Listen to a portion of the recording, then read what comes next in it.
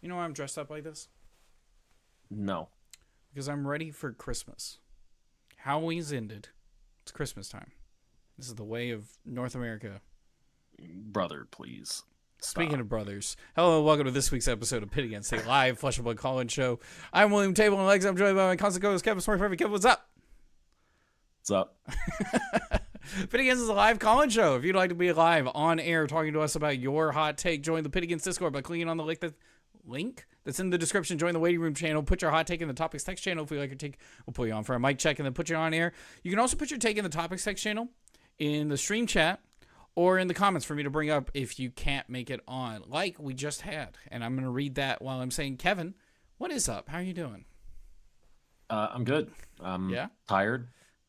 Got Worlds next week, but Oh, yeah. stuff's good. It's not quite almost Christmas time, says Josh Scott. This pug Yeah, with a Santa hat on says otherwise. It actually no. glows. It has Christmas lights in the hat, but the batteries are dead. Anyways, Halloween is over. Worlds is Yes. right around the corner. And by right around the corner, Yes. I mean we are not doing this next week unless Kevin wants to do a live pit against. I mean, if they're gonna have us on the LSS stage, I'm down. But If LSS would like to otherwise, have us on stage, I will do this. I'm sure we have not done nearly enough planning needed to do that, but no. that would be sick. Maybe sometime in the future. But so we will not be doing Pidians next week, at least not from our own homes, and we will be at Worlds in Philadelphia, where you can get a signed autograph from that guy. He'll sign your soul food. Nope. Angelic attendant. That Angelic one. attendant, yes, that one. I'll take that Yep, one. the other one. Because that makes sense. And I'll sign. I've signed a Drone of Brutality. I'll do it again. Actually, I got a Drone of Brutality playmat. This is getting way into the weeds. Let's actually talk about takes. Is there anything you wanted to start with? Do you want me to just say something? I think I'm good. I World don't know. Tour It points. doesn't feel like a ton has happened. Oh, that happened. that Sure. happened. Yeah. Oh gosh, I deleted her faces. World Tour points. Yeah. Elo's gone. Sure. Get rid of it. Once we figure out what showdowns are, I'm down. Yes. So, moving forward, World Tour points will be associated with a season in which they're awarded. Here's a current preview of seasons. Basically, the idea is like instead of an ELO in order to qualify for certain events, instead you'll earn World Tour points because we have a World Tour. That's Gordon's legs. And He's good. he's good. I was reading chat, but he's good. But basically, like the way you'll qualify for certain events, For like name one: Pro Tours Pro Tours, and Worlds? Worlds, Nationals. I don't recall. It didn't stand out to me as I being didn't a way read to this as qualify for closely Nats, as I but, thought I did. but it could that will probably be up to the Nationals event, Sure. where some will have it and some won't. Yeah. I wouldn't be surprised if some had it, I should say, but I don't expect all of them to have it. So I basically we're getting these. You earn these points, right? Yeah. You earn them from placing well at World Championship, Pro Tour calling, or a fourth thing called a showdown, and the top 50 global, like for Pro Tour Yokohama specifically, top 50 global, top 25 Asia Pacific, Yep. will just get an invite. Whoever has the most points. Yep. Which is why I'm going to win the calling and get 10 points and probably not have enough to make it. I don't know. You think if I win a calling and get 10 points, I'd have enough to make Pro Tour? You would need to win a calling each season. So really, this is Huh. This is just like you have to do well at a pro tour and a calling to qualify for a calling, or to qualify for a pro tour. And by well, I mean you need to top 8, both like a Top eight's calling well. and a pro tour. Yeah, top 8's well. Because if you top 8 a calling, you get This like is 3 points. You top 8 a pro tour, you get this is a lot 16. lower points than before Is for it? callings. Okay. Yeah. Yeah. So this is your pro tour placement matters a lot more, and I'm pretty sure like top 8 at a PT will qualify you for at least the next PT, Okay. which might qualify you for more, in all honesty. But it's like if you're consistently doing well at PTs where you're like top 32, I'm pretty sure you're just going to keep rolling over PT invites. Okay. Because the benchmark for top 50 world right now in World Tour points is like 31 or something, 33. And I think that number is going to drop from the way they're doing calling points now Yeah. because all of the calling points have dropped. As well as battle hardened points don't exist anymore, so it depends on what showdowns are. So this I- is this was the example I was looking for Pro Tour 9, which will be the Pro Tour after Yokohama. It will be comprised of Pro Tour or World Tour points accumulated from 3 date ranges, which is the C season, the SUP season, and whatever pin season is. Yes. Seasons based on sets. Yep. So actually it reaches back quite a bit, right? So it reaches all the way It's back basically to a full like year. May earlier this year, and it'll go all the way into April next year. Yeah, basically a full year. It's like first week of June. Yeah. Notably, your national championship does not give you World Tour points, Oh, which is fine because they would have to scale those for the Nats size anyways. that makes sense. And Nats are for invites to World specifically is what they want it to be, which is fine. Oh, yeah, because Nationals isn't listed as one of the things. I was going to say, it's interesting how Yes. these date ranges line up, one after another. Right? Like, subseason will end February 5th, and then pin season will start February 6th, right? So it's more, it's easier to say it goes from May 23rd all the way to April 12th, 25 to 26. But yeah, Nationals is not listed on this, which is interesting. Yeah. Though I do understand because, like, roughly, callings should be of a certain size. Nationals can be of a huge variety of sizes. I mean, callings can also be of a huge variety of size. We've also seen battle hardens of a huge variety of size. We've had 1,000-person callings and we've had 216-person callings. Well, that I was guess calling that's Sydney. true. I guess that's true. And then like calling London was like 900 something people. Calling Baltimore was like what, 1,000? Yeah, Like we've had it's a lot. there's a pretty wide range in those event sizes as well. Imagine which you I think win is a like the only 1,000 thing. person calling and you just like get 10 points and you're like, woo. Yay. Yeah, it's like, well, at least I got 30 grand to buy Yeah, PTIs true. with. Yes. But I think that's the only question mark that people have kind of given is like, well, what is showdowns? We need to figure out what that is. But also, should calling scale with size? And I think they should.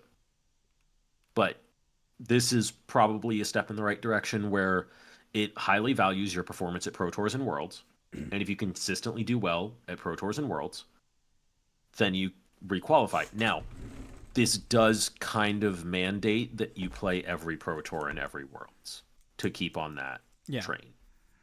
Because it is not just taking your best performances. It is just taking the amount of points you accumulate. Do you go to every single one?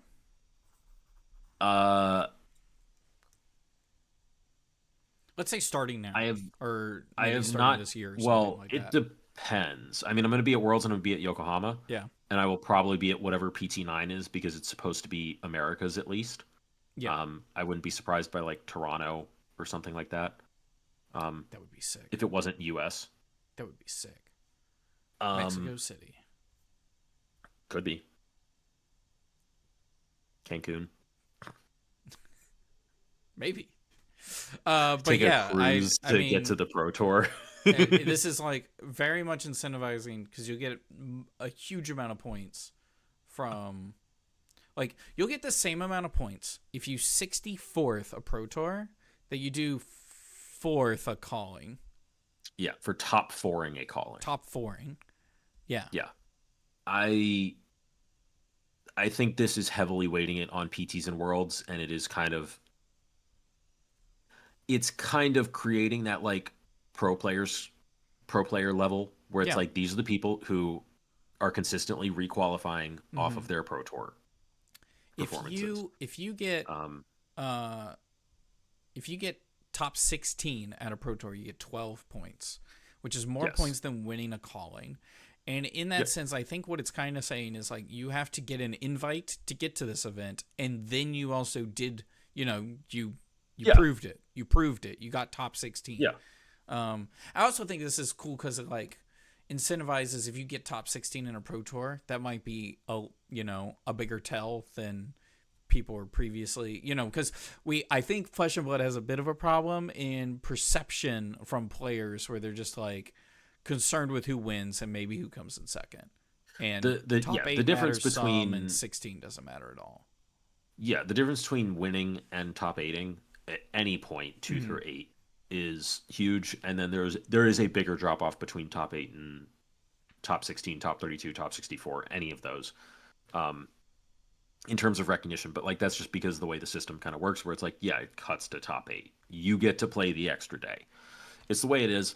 It's not necessarily good, and it is what it is. Mm. Like you need to have your like you need to hit that break point, funnily enough, to get that recognition. Yeah. Um, but I mean, there's like I don't know. That's just like part of it. But like, yeah, points scale down to top 64. So like, you're still getting some World Tour points. But yeah, the majority of your points in this system, even if you win a PT, you're going to get more than anyone who's top 64 is all 3 tier 4s. Even if you just win the PT and you don't go to any other events, Mm-hmm. like I think which that's is neat. probably fine. Winning a PT is a lot harder than top 64ing. Yes. So Yes. I also think, to backtrack a bit, that the way you described it as a breakpoint where you have to like basically hit a certain threshold in a certain event yeah, in order to catch the eye of people. I think it kind of makes sense, but that's a whole nother topic. But that's a whole other discussion it's that a whole also other we discussion can't that I think I'm okay change with. because it's just the way the Mm-hmm. community works, Sure. and it's the way and it's reinforced by the event Oh, structure. I think even as an But individual, I'm okay with thinking that way too. sure, A bit. to a degree, To a yes. degree. To a degree. That's a whole nother But topic. The topic I yeah, wanted to talk about was the interesting thing in this that everyone immediately caught on to. It's literally the last two sentences. Moving forward, the 4 tournament types, which will award War Tour points, are the World Championship, Pro Tours, Callings, and Showdowns. yeah. And it says, you might be wondering what a showdown is, but that's a story for after the keynote in Philadelphia. So I don't know why they say after the keynote. After the keynote? Like Is the dev talk after or before the keynote? the like before, Q&A is right? after, but like Q&A. it's just weirdly phrased because they could have just said for after Philadelphia if it wasn't going to be addressed in the keynote, which I would assume it is because that's generally where they give their world They tour do an updates. impromptu day 1 showdown event on Friday that you can sign I mean, up for. honestly, they might. That would be cool. That'd be sick. Or it's in the keynote, and then why are they talking? Say at the keynote. That's a story for at the keynote. But also, why is it a story? Just okay, whatever. I'll wait for Philly. I'll get the information. We're then. getting way too in the weeds about words. Like, you know what I mean? Yeah, I'm like, gonna nitpick when they're the ones writing the rules for how their cards work. True. I'm gonna nitpick. Okay. No, you're right. You're right. Those are different people, but sure. Yes, I agree. Well, No, they're not. These Brian Gottlieb makes the cards. oh, true. Yeah. James White makes cards. They don't. This okay. Williams rant. That I don't. This says this article is written by LSS. They're all by LSS. Who wrote the article? Yes. That means it's I assume it's Brian, but conglomerate. like, who wrote this article? Put a name on it. It doesn't even say like the OP team. Yeah, that would be fine. Like if it was a group of people and they all came from the same department, you could put that. I don't know. Yeah, but but it just it's says I assume LSS. from a group Sure. of Okay, stuff. so but TCG talk. Showdowns will affect initially if this thing works or not. If they're bad, then this is a huge gap between winning a local PQ to try to qualify, or traveling until your wallet falls out of your back pocket to try to keep the top 50 of an event. Try to keep top 50 World Tour points in order to qualify for an event. Yeah. It's funny because it's going to make things more predictable for the top 50, but it's also going to make things higher variance, which is maybe not good. Yeah, like I think it is generally correct.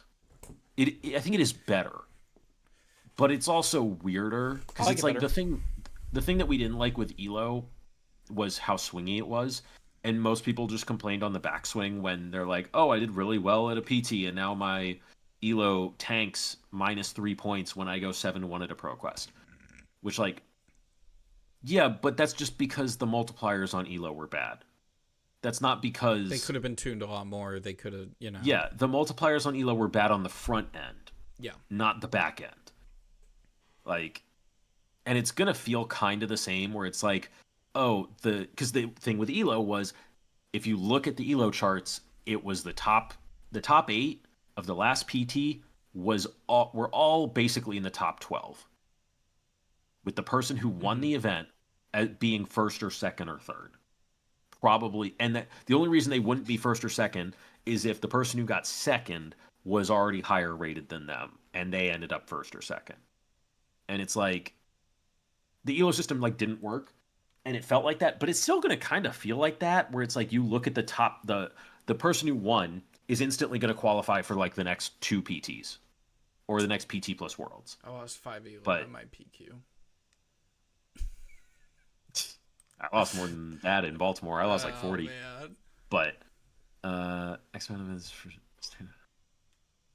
Yeah, I think there's like the alternative system where it's like you take your best X events and that's what counts for your World Tour points. And that makes it even more consistent. Yeah. That like makes it even more consistent and predictable. But like this is fine. This is the next thing, and here's the problem is I think as a company who's trying to promote their game and they have a competitive circuit, and I think you want to reward the individual player. There's so many different kinds of players, right? There's a casual player, there's an armory player, there's like a local traveling player, there's an international traveling player, and you got to, cater to all of them a little differently. And I feel like this is them saying, and I think as a business, this makes sense. I kind of get it. Travel to more events. You spend more money playing the game. You're not rewarded for it. You are given more opportunities, which can lead to being rewarded more for it, right? Okay, you don't like how that's worded? How that's a weird circle on you're given more opportunities, but you're not given more opportunities to travel. You're just given... Oh, no. I have more opportunities to win these World Tour points, I guess. Right? Like, you still have to show up. I mean, yeah, but it's just like... It doesn't get over the fact that like you have to go to all 3 tier 4 events every year and play all of them to stay in this. You do have to do that. Yeah. Which means you have to take, I don't care where you live, you have to take 2 trips every year that are to other continents. I think, which is a lot. It is it's like from my perspective that's completely unfeasible. Like I would need more than a sponsor. Like I would need And for a lot of people, it's like time off work. Like that's their holidays for the entire year, right? To do 2 of those, it is. Yeah. And so in that sense, it's like it is definitely rewarding people. I mean, I think the premise of See the World or play the game See the World, when they took that from Magic, I don't think I really talked about this ever. When they took that from Magic, I was kind of not happy because I was like, well, that's not me. I can't do that. You need the game to be so much bigger where so many more people are making a living off of this game. Whose salary within the game allows them to pay for that.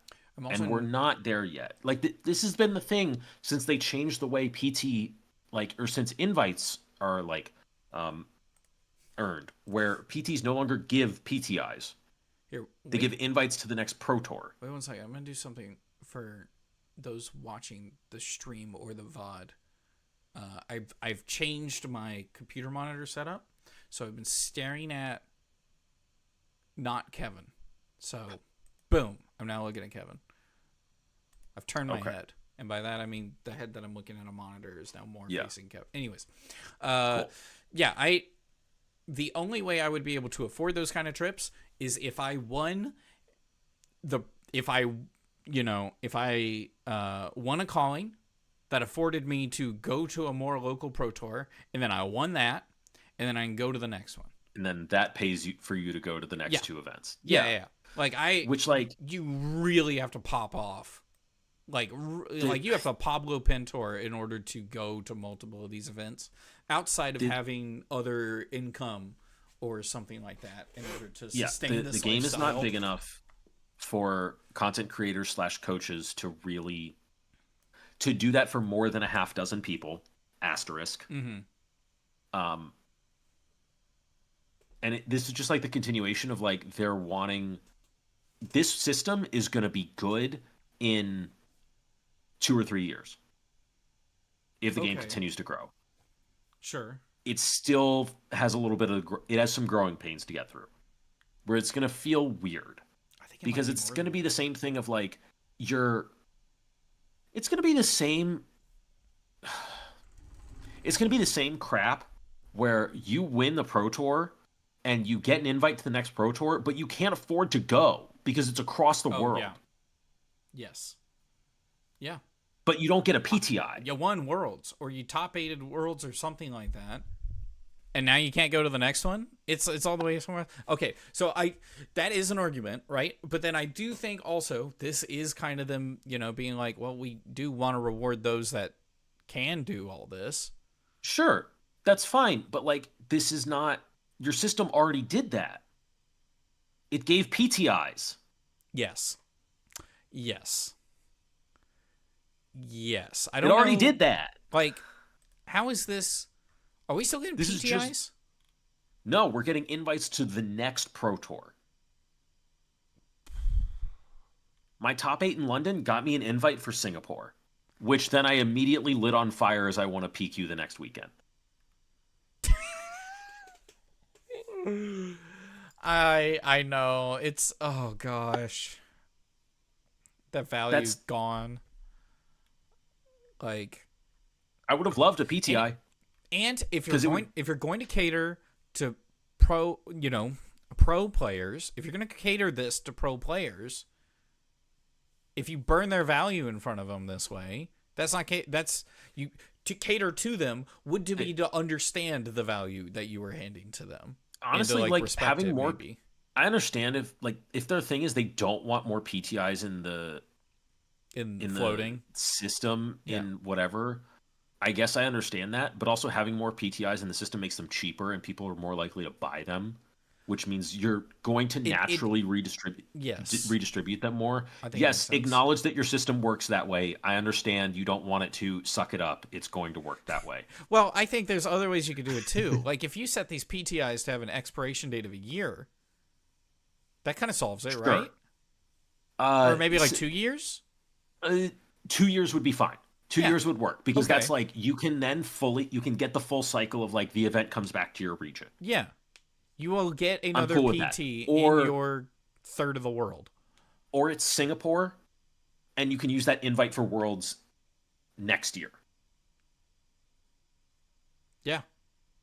Like that, cool. I'm okay with that. Sure. And if they need to like it's not quite a full year, do some but update to the system, it's like 15 months. This is redeemable in the next 4 tier 4 events or something like that. Yeah. Yes. I'm cool with that.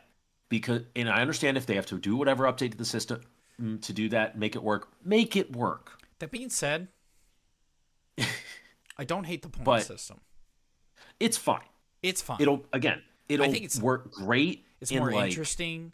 It's something people can keep track of. Yeah, it'll work great in 3 or 4 years. You already have it in place from this year with your World Tour, your Player of the Year stuff. Like, it's fine. And maybe the number of callings increasing will also change this because, but callings are worth so little, man. like so much rides on your PT performances, and if you just go to like two or three your three tier four events and you do well at all of them, like that'll just carry you throughout the year. But like to do that, you have to what? Like top eight? You It's basically rough. have to top eight It's rough. Top or 8. top 16. You have to top 16 all of them to ride it, which is hard. Now, I mean, they But talk about like quote unquote success stories in Magic where a player was able to ride the quote unquote gravy train for like gravy 3 years. And it's like, and then they're like, after 3 years of doing it, I just couldn't, consistently top 64 anymore. The game changed a little bit. My life changed a little bit. yeah, Some people, didn't resent. That's the wrong word, but they were, upset that they kind of fell off the train and it's hard to get back on. But there's a lot of people who were just like, yeah, that was a time in my life and I did that. And now I just play at my LGS. yeah. And I understand that it's going to be very difficult to get back on because you have to win 2 PQs in 2 seasons and then do well at both those pro tours and probably a calling to get back on the train, quote unquote. Because it's tracking your performance over an entire year basically. Yes. Which is a lot. Yes. So I think like staying on that's going to be hard, but at the same time, like I think there is a chance if you are probably a tier 1, tier 2 player, which I'm not going to define, and you can make that up in your own head what I mean by that. If you're a tier 1, tier 2 player, and you just say, okay, I'm devoting this year, and I'm serious. This is going to be what I'm doing. I'm devoting this year to Flesh and Blood. You could do it. It would be expensive. I think I would actually define the difference between a tier 1 and a tier 2 player as tier 1. I would not be surprised to see them in the top 50. Sure. Yeah. Like that's a tier 1 player to me. Mm-hmm. Like almost. And then like tier 2 name. is like, yeah. And then tier 2 is like, yeah, those are the people like you see them and they do stuff and you're not surprised that they like top 8 a calling or whatever. But when you see them like on the top 50 for the past year, then you're like, okay, you've like you've made it. You converted. So you converted to that top 8. You'd call me a tier 2, right? I mean, you have 1 gold foils. I am a solid tier 4 player, and I'm proud of it. All right. Hey, you've converted. Well, actually, you haven't. You haven't sold it yet. Never mind. What? I was gonna say you've converted more value than most players in this game have, but you haven't sold the card. I theoretically lost value. Overall, yes. Yes. Because you haven't sold it. No. But also, it's not worth much. No. No. I think it's online somewhere for $70. No, not 70. How much is it? We did this. There's a website. Who is it? Is it Techlo Foundry? There's some LGS that has one for sale. Are we doing this? Is that what I'm looking up? A gold one? Yeah. And not 70. Okay. What is it? But like way less than the person was trying to get for it. Dude. Like I don't know. Flukenbox? No page way. not found. Never mind. The next thing I was going to talk about is still trying to search this while talking. Fab TCG cards does not have one listed. Wait. No, the SKU says cold foil, but the image is of a gold foil. Who was it? Someone's selling one somewhere, or maybe I'm crazy. I thought I saw one of them listed for like a wild price, but anyways. The other thing that's interesting about this document is, you get points for getting a world championship, or scoring well at a world championship, pro tour, calling, showdown. Not a battle harden. Yes. No world tour points at a battle harden. Which could mean one of two things, in my opinion. One, yes, battle hardens are called showdowns. Yeah. That'd be a very easy way to do that, I guess. I don't know why you would want to. I Sure. think that'd be bad branding if you changed the name, unless Battle Hardened is like, for like SEO reasons, weird to use. But Showdown is probably easier to put on everything, but yeah, sure. I don't know. But the other one is just, I don't know. Battle Hardens are big. I don't know. What are Battle Hardens? They're not even. I was gonna say big PQ pluses, but like, what are Battle Hardens? I mean, they're supposed to be that like middle ground. Yes. So the other question is, are showdowns replacing WCQs, World Championship qualifiers? Okay, that would be a better branding decision. Yeah. Change World Championship qualifiers, or however you want to call them, to showdowns. I think that's a fine name. Yeah, same. I guess there is also a little bit of a question of what happens to PTIs with all of this. And do calling top 8 still give PTIs? Do PQ pluses still give PTIs? Battle Hardens, whatever exists. I'm going to be curious what happens to PTIs after all of this. Maybe nothing, which would be, I think, the weirdest answer. Maybe nothing. Yeah. Like they do alongside it. Yeah, that would be a little weird. Mm-hmm. I think the biggest thing for me is if you're going to keep Battle Hardens or if showdowns are going to replace Battle Hardens, whatever that tier of event is there, scale the pricing, please. We already mentioned it previously, so I didn't expect you to just bring it up again. Yeah, please. Like scale the calling points for World Tour points, and please, for the love of God, scale Battle Harden pricing. Good Lord. You get 250 person Battle Hardens at US Nats, and you have double Battle Hardens at Worlds. Okay, so next year we made you scale your pricing. Next year we're getting 2 million in price support. Is that right? What if 500,000 goes straight into Battle Hardens? Nothing changes. Sick. It just goes straight. Let's into go. Hardens. Yeah, I'm down. That would be awesome. I mean, I think in reality, going, but you have to make it like somewhat reactive, quote unquote, mm-hmm. Because you don't know how many people are going to be in a Battle Harden until the day of, and you can have it scale then, and that's fine, and you just have the system up, and everyone knows it's like, okay, there's this many people, this is what the prize pool is, but that's fine. It's kind of like how Swiss works, right? Like you don't know what Swiss looks like. Yeah, it's a Swiss round at PQs where it's like, oh, is this a 5 round, 6 round? What is it? And that's fine. Nobody has an issue with that. Not really. And it's the same way. It's the same way at Battle Hardens. You scale the number of rounds based on how many people you have. Yeah. I have played 9 round Swiss Battle Hardens. Wow. 9 rounds? 9 rounds. Cut to top 8? Yeah. Oh. Well, wait. How big was the one that we went to? That I was at? That was 8 rounds. That was 170, 180 people. We did 8 rounds? It was 8 rounds cut to top 8. Interestingly, all in one day. At the end of 8 rounds, I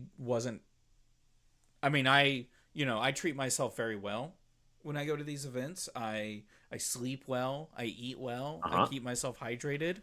At the end of 8 rounds, drove down I was that actually morning. Yeah, at the end of 8 rounds, I was actually fine. Yeah, I was like ready. I wanted to play a little more Fab actually.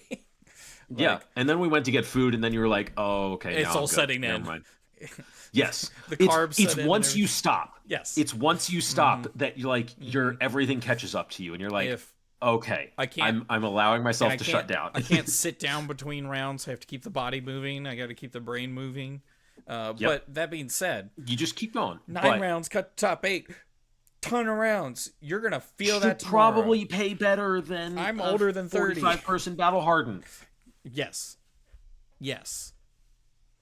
I'm gonna be honest. Mm-hmm. That's just that goes into part of the issue of some of these events don't look like they're scaled properly with the calling. We don't know what showdowns are. If they just replace Battle Hardens, it has the same problem.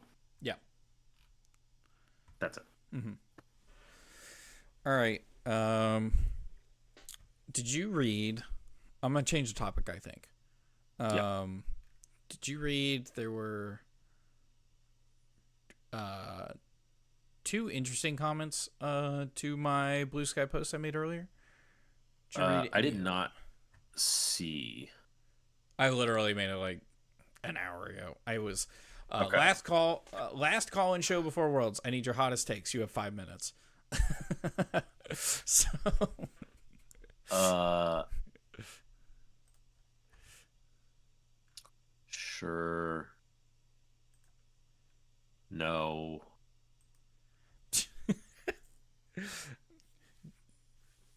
and then we also have TCG Talk made a comment in Discord. Sure. Which of these do you wanna Which one do go you for?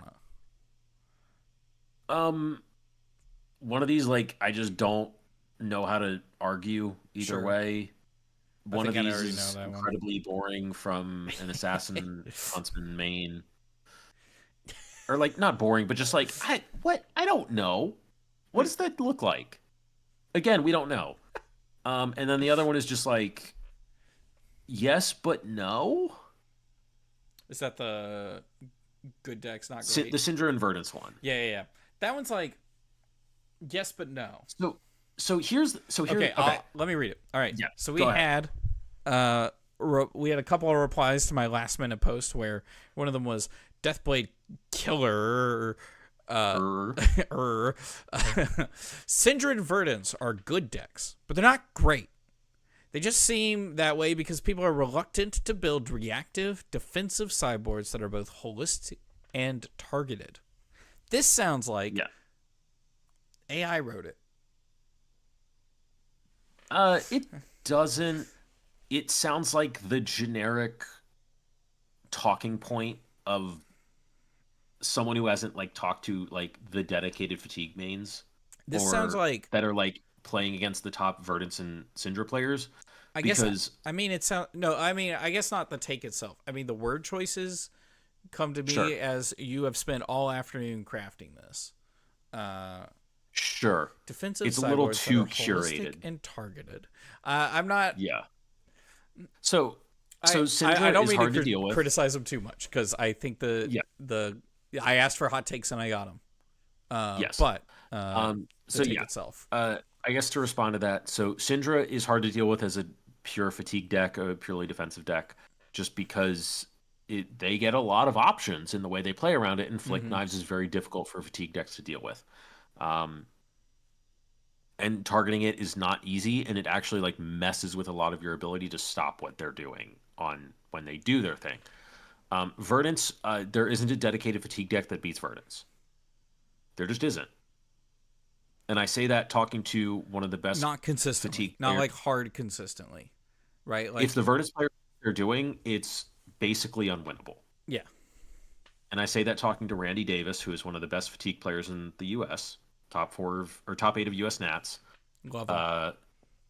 And fantastic guy. Yeah. It's if the Verdance player knows what they're doing, it's basically unwinnable. It's interesting because that's just it. She's not a fatigue deck, but she is. She has the combo that is counter to fatigue. Yeah. You're not. Which is like always how you beat fatigue is like you damage stack and combo is the purest form. She's also kind of the late game deck, right? In a sense. Yeah. In that sense. Well, she sort of. She's not the late game deck in the way that like Oldham was a late game deck, where it's like he just whittled both decks down to pure blues, and his blues were better than yours. She's a late game deck in that she's an Icelander combo Frost Hex deck. Yeah. Which is just a combo deck that just takes a whole cycle to set up. Mm-hmm. And it's just like you can't reliably get there by any means, and it's basically reliant on the Verdance messing up. Because you just can't target it because they have too many pieces that they can use between Rampant Growth Tree and Healing Pot. They're too flexible. So like I just don't. Syndra, I guess I can kind of see where it's like if you can ever snipe their daggers out, that sucks for them. But if they ever just get you in Kodachi loop in late game, they get to Kodachi 4 times every turn. Yeah. For 0 cards out of deck. You just die. Mm-hmm. So, I don't know if I agree with that. I will say, this is my tier 4 player anecdotal evidence where I specifically built an entire sideboard for my Arachne deck heading into a PQ where I was like, I only want to target Syndra and Verdance. Everything else falls in between. I'm matching up against this deck. This is more of a Verdance style deck. I'm going to put these cards in from the sideboard. And so that's how I decided to sideboard entirely for the event. Was I have a dedicated Syndra deck and a dedicated Verdance deck, and I lost to Syndra and I lost to Verdance. Yep.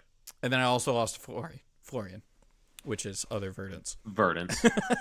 That's just Verdance asterisk. So I was like, I didn't bring the best deck for the format. I was like, maybe I could take the deck that I'm most comfortable with, apply a really strong, heavy sideboard for these matchups I'm concerned about, see what happens. Maybe you play these games out of 100 and I win 60% of them, but like we played one game because that's what you get. You get the one game against the guy, the individual, and I lost it, which might be on me. But even still, the idea you have here is great in concept and will not always work out in paper.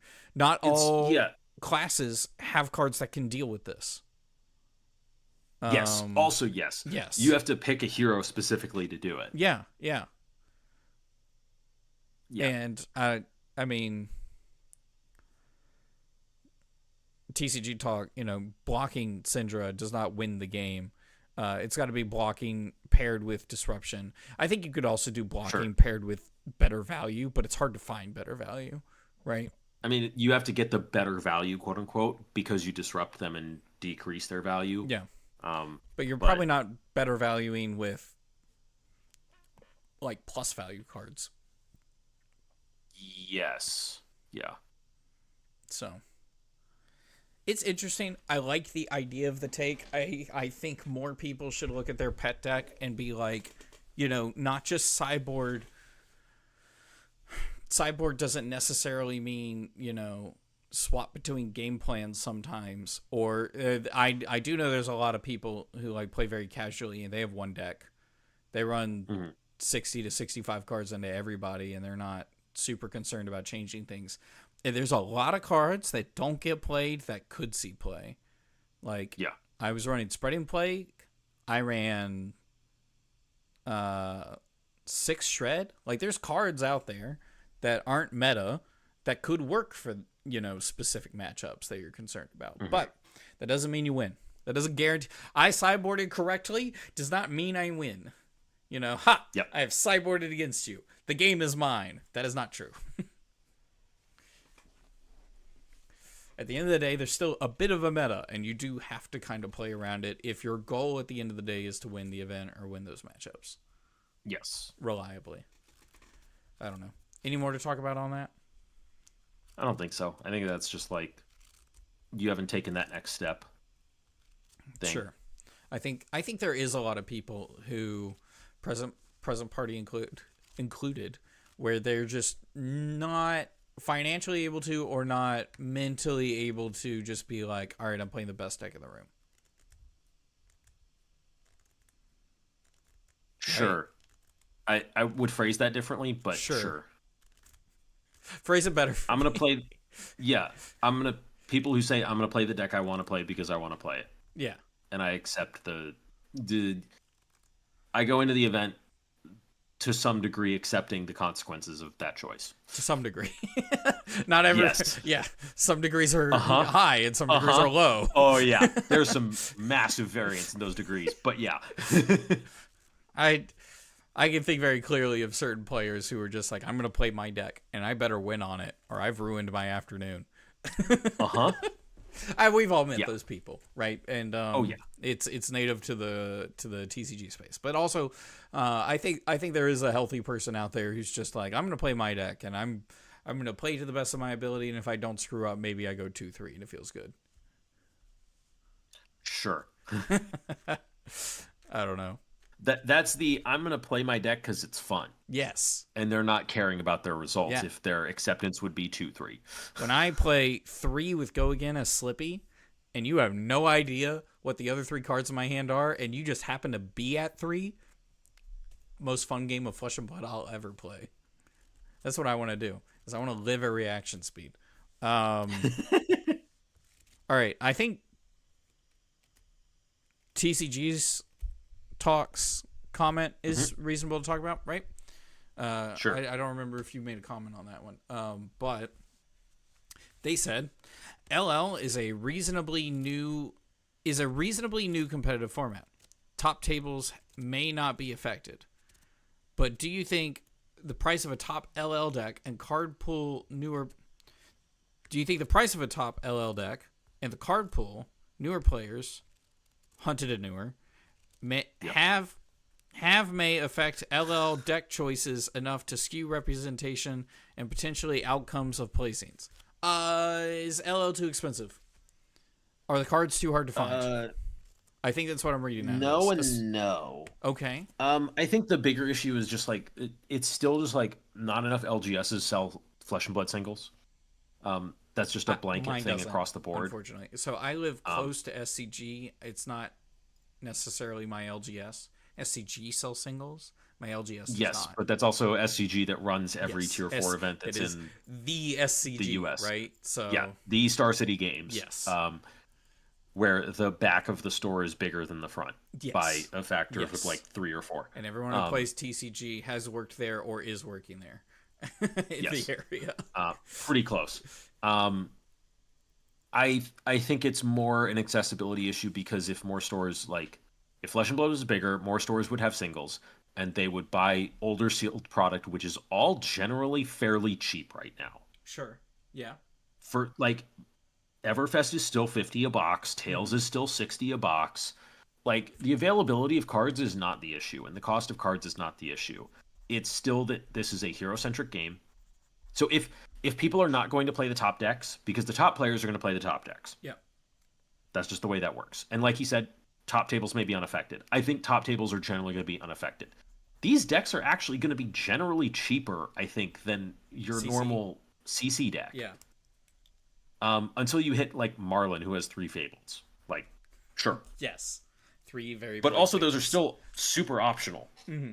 Oh, yeah. I'm pretty sure. That being said, maybe one of them's not. One of them is a bigger benefit than the other 2. Yes. I will say that. Mm-hmm. I think the cost is not the problem. I think it's a hero-centric game. And if your hero is not in LL, you don't care about LL. Especially the hunted or newer players. True. That's not a cost thing. That's Syndra's not in LL. Like, she's playable there, but like I'm not going to buy another LL deck when I just want to play Syndra. I'm going to vote to play CC and play Syndra. So even though Syndra in LL is sick, when you get Vest in Art of War, it's lit. So I think, but you have the inverse problem of when a hero LLs, half the people playing that hero leave the game. So I think this is, I forget if we've talked about this. I think my opinion on LL has changed a lot because we played a lot of it lately, and sure. And I think it's changed for the better, personally, my opinion of LL. And I already thought well of it. Just in concept. Not necessarily this meta, just in concept. Sure. And so my perception of it, and oftentimes I can do this. I can psych myself into a mindset, and then I'm like, if I can agree to this mindset, then I'm fine. The mindset I've got is LL isn't a hero-centric format. You have select decks you could pick from. This is more like classic TCGs where these are your decks you can pick from. There might be some rogue decks that pop up every once in a while, but like you got your Chain, you got your Viscerai, you got your Starvo, you got your Prism, Dromai. These are your decks. Pick your favorite one, maybe a rogue deck. You might see a YouTube video about something different every once in a while, but it's like, it's not all the heroes in CC. This is where like all the heroes in CC have the whole format is tuned to it. The whole format isn't tuned to it. The whole format's tuned to the most powerful things in it. And so you have to be playing a hero that's doing one of those more powerful things in it. In that sense, I respect and understand the metagame, I respect and mostly understand the metagame and feel, like I can respect it in its own unique ecosystem. It's doing something different than CC in that respect, and I kind of like that in like a weirdly refreshing way. Yeah, it comes back to like the question that I think people have been saying about LL for the last like 2 or 3 months, which is they need to pick a lane.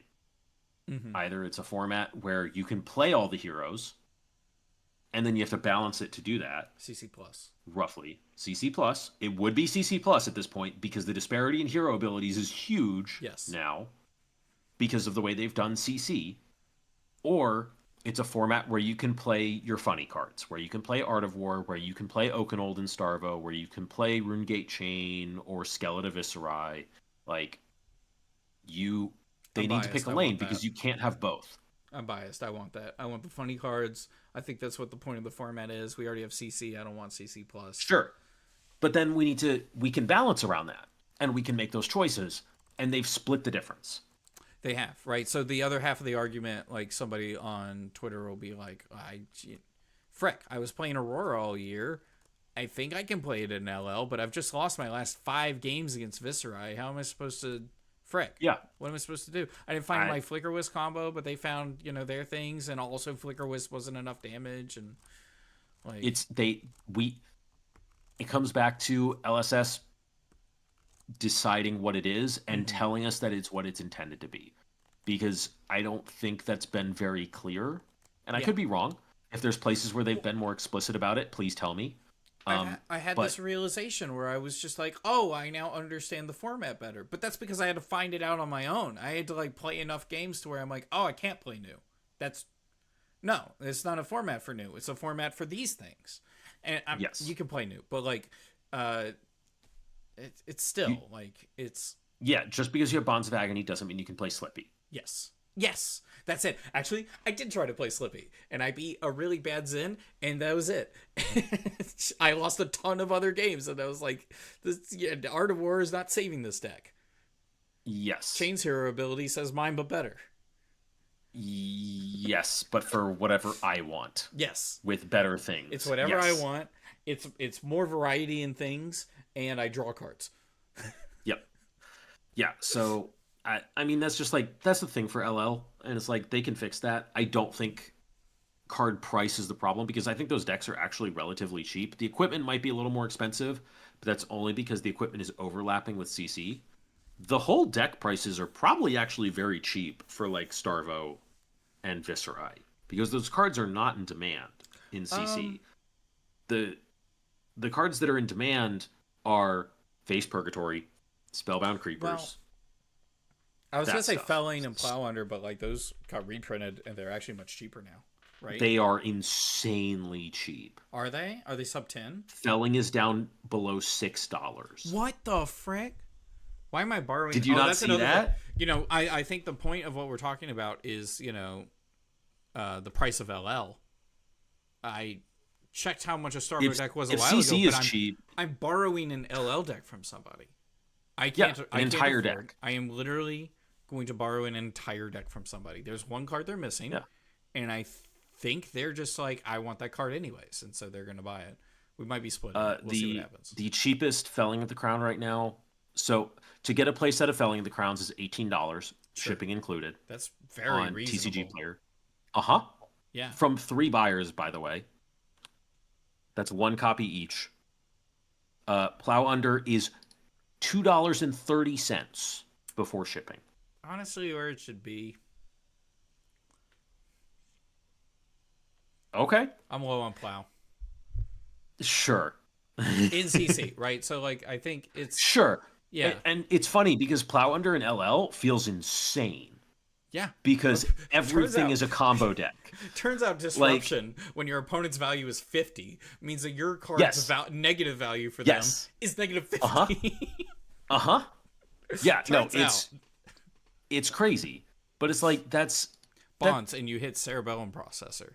And you're like... That's like the most expensive card in the deck for Starvo. Yeah. Is that. Or like maybe CLF or Blizzard is, but they're like $10. Sure. And that's fine. Or $5. But like, okay. That's way better. And if you're Michael Hamilton, you can splurge for a Heart of Fyendel. You're not playing that in Starvo. He has before. In Starvo? Right? Didn't he? He played a Starvo that like didn't have Awakening. Yes, he did not play Heart of Fyendel. Do you not play Heart Yes, of Vendel? this was calling Indy. Okay. 22. I know he had a lot of interesting takes on Starvo back then, but Yes, he had more poppers and he had 0 Yeah. awakenings, and he basically just played a second cycle Starvo. Sick. I love and that guy. basically rolled that event. I want to shake his hand. Almost. Well, you're going to get to at Worlds. I'll introduce you. That would be sick. Anyways, so the premise of this take is actually on the price of LL, and I think that's a valid point and concern. To go back to a previous point of stores. Yes, I had a few more. That's the piece that matters. Yeah, I had a few more points on that, which is it's actually going to be devil's advocate against you, where it's like, this is we're 2025. There's online stores. Sure. Not just TCG Player. There's MinMax. There's I was just looking at some. Yeah. These are individuals, not just like where TCG Player is like a huge conglomerate. It's like eBay. This is like individuals. They buy boxes, they rip them open, and they're selling the singles online, or at least that's what I believe is going on. That's kind of like everyone's LGS is selling singles. Except it's online and they're shipping. I agree. Some people get a little nervous about buying from people online just because it's not. Yeah, it's not your store. The card is not in front of you that you're buying. So I understand that, and it is definitely more approachable if LGSs have that. Yeah. But it's also not necessarily profitable for LGSs to buy this sealed product and crack it. Like, there's a reason these boxes are $50. And that's actually an interesting thing. So I think I've had a conversation about my LGS. I don't want to put words into their mouth. I've definitely had this conversation with other people. So I'll just say it was other people I had this conversation with. But Flesh and Blood's card market is a little different than other card games, right? Yeah. It's very much driven by playability, like more so than most other card games. And a lot of other card 100%. Games it is, right? Like I could buy a pretty cheap Tarmogoyf right now because it's not played in anything. Because it's not good enough anymore. Well, yeah, that too. But like in that sense, it's like, cards are driven by playability in other card games, but way more in Flesh and Blood. There's a much bigger disparity in Flesh and Blood than other TCGs, and it's very strange in a way. There's probably a Fable I could buy for like $20, right? Yeah, Blood of the Drakai. Yeah. That card always makes me laugh. But like, there's Fables I could buy for like $20. I something that rare in another card game, I don't think could ever go that low, right? Maybe not. Blood of the Drakai is $22. Mistcloak Gully is $19.42. $19. Corsham is $34. Well, that card's funny. Master Cog is $55. That card, some people think is playable. Schism is $40 and Plague Hive is $43. I need both of those for me. Sure. Like for the Fable Command and Conquer is $1,000. Playable card. Yeah. Playable. Oh, okay. I have Ophidia's $450. Divide CNC by 3 because. You mean multiply it by 3? No, divide by 3 because anybody who wants one will buy 3. And so they're driving up the price by buying multiple. There's logic. Because they need 3 of them. Yeah. So they spend $3,000 on a place. Sure. But like for the card wouldn't be so expensive if people weren't buying in sets of 3. Sure. Okay. So the play set is $3,000 then.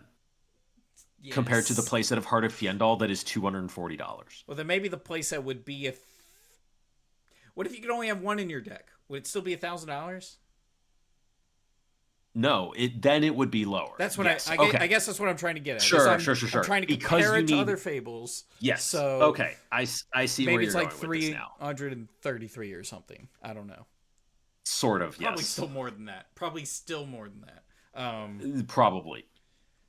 I don't know. I don't know. It's hard to say. But anyways, because the market, I've had people who have worked at stores tell me, because the market is even more so on a card's playability or the perception of its playability than other card Yes. games.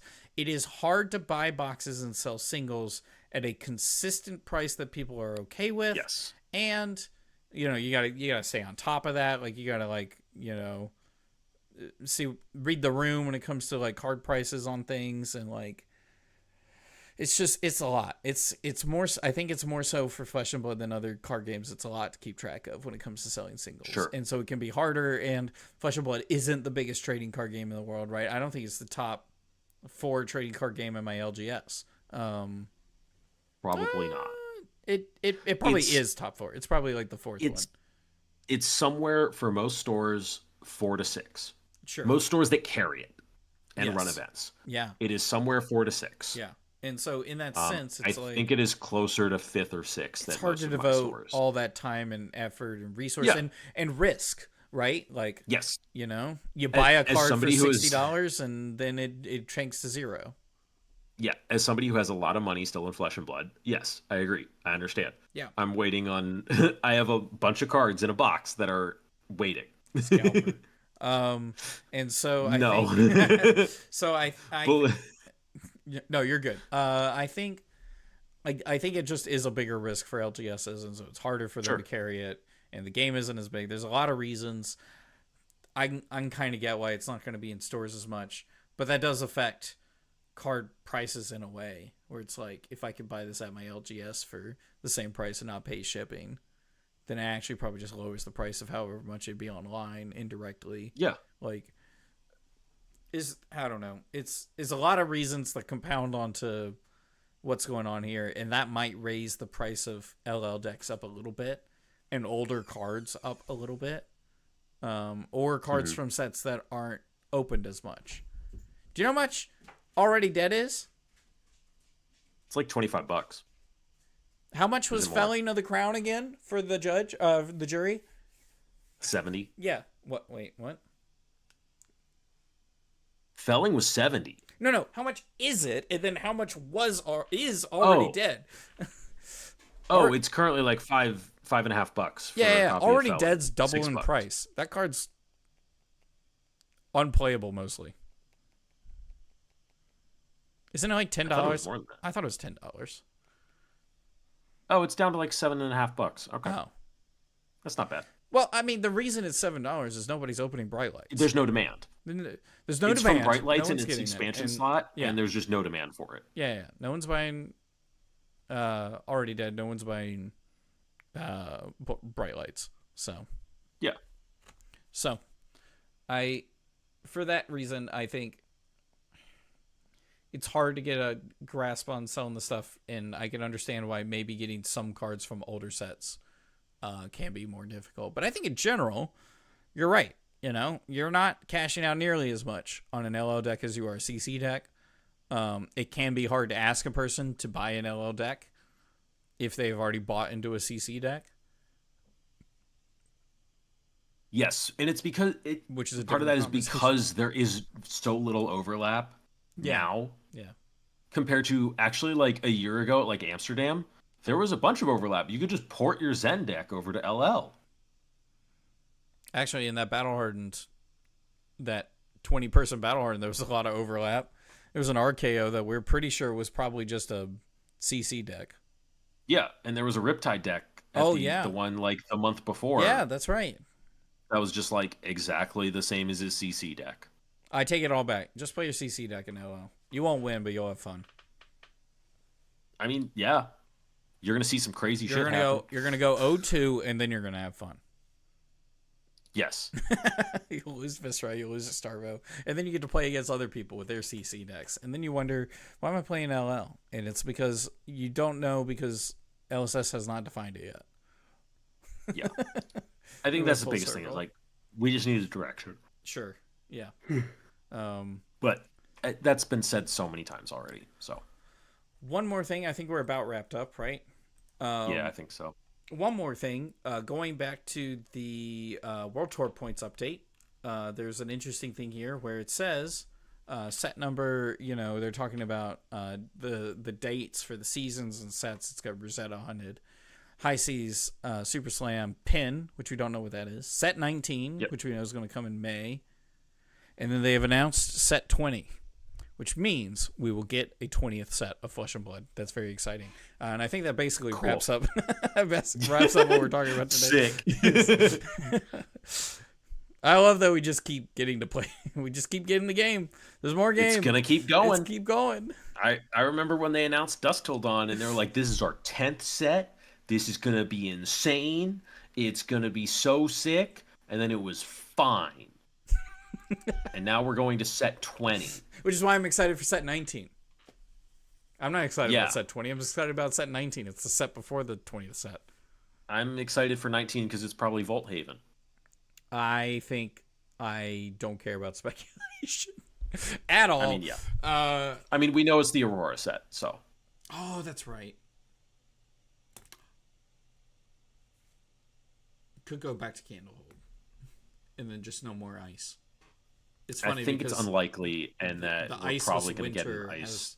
The winter we've had of no ice is ironic. But it would be so thematic if we were in summer, and then Rosetta goes to fall, and then the next set we go to winter in Vault Haven. So there's an interesting thing about writing where someone was talking about at like a panel at some Comic-Con where they're like, who would win in a fight, this guy or this guy? And the person behind the panel says, I don't know, whoever the writer decides. It's like, who would win in a fight? Yeah, Superman or Batman? And it's like, I don't know, whoever the writer wants. And so in that sense, it could just be whatever LSS wants. Aurora's a pirate. I mean, in reality, the answer is whatever LSS wants. Yeah. That's why we got Super Slam. Yes. Honestly, I think Super Slam was sick. I had so much fun in the one draft I did of it, and I think all the cards are super cool, and the heroes that came out of it are cool. Not super impactful, though, but I think it's going to, in a year, be a really well-designed set. Because we need a few heroes to LL first. I think... And when they do, I think Super Slam is going to look really good. And I think it's all four heroes are really well balanced and interesting. None of them are like total flops, and none of them are like none of them are super busted. Yeah, and like there's enough there that people can bite into it. Yeah, yeah. All of them have something interesting. I have a local who is like my metric for, how well a set does because they buy every deck. And so they bought every deck in this set. So is that who I'm thinking of? Yeah. Who will buy everything? So he bought every deck in this set. That means all the sets were cool. Or all the heroes are cool. So sure. Tough nut. All right, and if your name is Joshua Scott, go get some water. I think that about wraps it up. Kevin, do you have any shout-outs? I put a YouTube video up today. Let's go! He did it! Back! Before Worlds! Yes! Yeah! He did it! And it's the laziest thing. I'm doing VOD review where they make the content for me. No, it's not the laziest thing. VOD reviews, everyone should be doing it. If you want to get better at Flesh and Blood, shut the frick up. VOD review. This was legitimately part of my Worlds prep, and I have like 5 pages of notes for these games. It's homework. For these 3 games. And it's homework, and you don't understand until you're older than 30 the importance of homework. Yes. Some of it. Some of it's just busy work. Yeah, some of it's actually this is hobby homework. You can you can wrap your head around that. Like do your homework. Yeah. So, I did that. Yeah, another one will go up tomorrow. Yes, let's go. I made the thumbnails for them, and I'm biased. I think they all look awesome, and I was very excited about it. Yep, there's a bit of a theme going, and I'm excited. Actually, I'm most excited because if you do them in chronological order, I think the third one's the coolest. Sure. So I'm very excited. Anyways, they all going up before Worlds. Yeah, they should be going up today, tomorrow, Saturday. Okay, cool. Sick. I'm actually interested in watching, I think most of them, right? Like, let's see. The games were, it was Liam twice and Prez. Yes. So, Yes, actually, no, I wanted to see all of them. I thought all of those games were dedicated prison interesting. players. I thought they were all interesting in their own ways, and Yes, I'm excited to watch they them. were. Yeah. Oh, that's right, because the quarterfinals was against Pudding, Yes. which is sick. Sheeran says Tough Night? Tough Night. I'm guessing that's Charlie something Heron. Oh. That can also be it. Tough Night. Tough Night? Tough Night. Started my turn tonight. Remember to go check out our merch at the tablepit-shop.fourthwall.com, where you can get shirts that say things like, I believe in ghosts and I run 60 poppers. Charlie! It is Charlie. I don't know anyone's name on the internet. So I definitely had people in Baltimore asking me where I got my shirts. sick. And if you want And shirts I like this, pointed them. please go online. I pointed Check them in these that shirts out. direction. Also, are you making the shirt that I sent you? I don't, not in that iteration. I wanted it before Worlds so I could show it to him. So I think, okay, wait. Let me It'd find be the shirt. so Let funny me get back to if it. I could just walk up to him and be like, "What's up?" Where is it? We were talking. I would actually just hand one to him. Oh, Just- I think one, I wanted to find the source of it, and I couldn't do it. I spent like 30 minutes and tried to find the source, and I couldn't. And then the second, it's like a direct quote, and I feel weird about that. Maybe selling. I that. think I would have one made and like give it to him, I can and do then that. Well, I don't know if it'd show up in time, but I can do that. yeah. Also, I can never tell. Okay, I'm not gonna say what the quote is necessarily. Maybe as a surprise, but like it came from Brian Gottlieb, and the thing is about Brian is I can't always tell how he's gonna feel about something.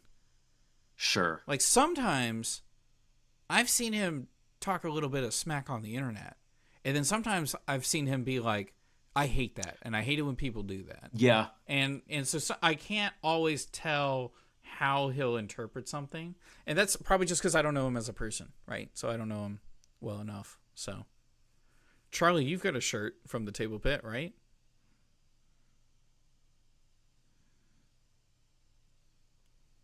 I don't actually remember. Can you not find the quote either? Because I can't. This is the account where it's from, right? Because he has 2 accounts on Twitter. Oh, he does. Oh, I didn't even think about that. It might be the one I didn't check. You can also, if you want to help make this stream look nicer and help me get supplies for my project videos, one of the projects I'm working on right now is this cube where all the art looks really funny because I have proxied them. And it looks terrible coming out of my printer. It would not necessarily go straight into the cube, but it would go into the production of the video. There's a couple of scenes I wanted to do. It's going to cost me some money, but it alleviates it a lot more when you help out on Patreon. Not yet, but you will. I love hearing that. I love that. And if you don't have a shirt that you want to buy, you're just like, they don't all speak to me. If you come up with something, let me know. I will sell your ideas. Thank you so much for watching. We do this every Thursday at 8 p.m. Almost. Not next week. We're going to be at Worlds. Yep. If you see William there, say hi. If you see me there, please tell me who you are. I have no idea. If you look vaguely like your profile picture, I'll have no idea. If you tell me your name, I still probably won't know. Like you if need you to tell be him your very username, I might. Like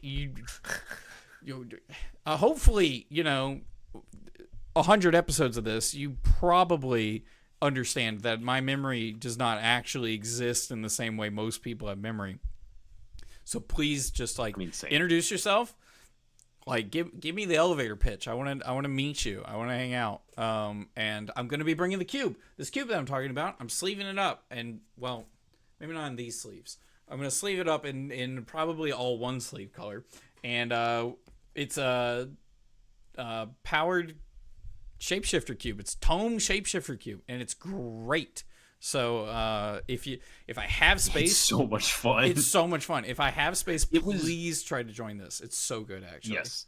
It was really funny how the first pack, nobody had any idea what they were doing.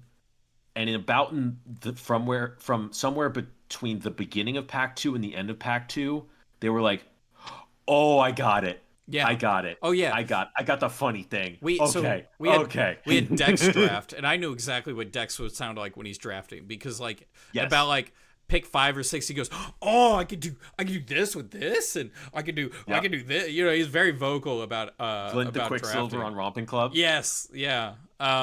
Even I found a combo that I wasn't 100% sure with until after I played it, and then I was like, "Oh, heck yeah!" And there was a lot of questions, and it was all fun. Yep. It was great.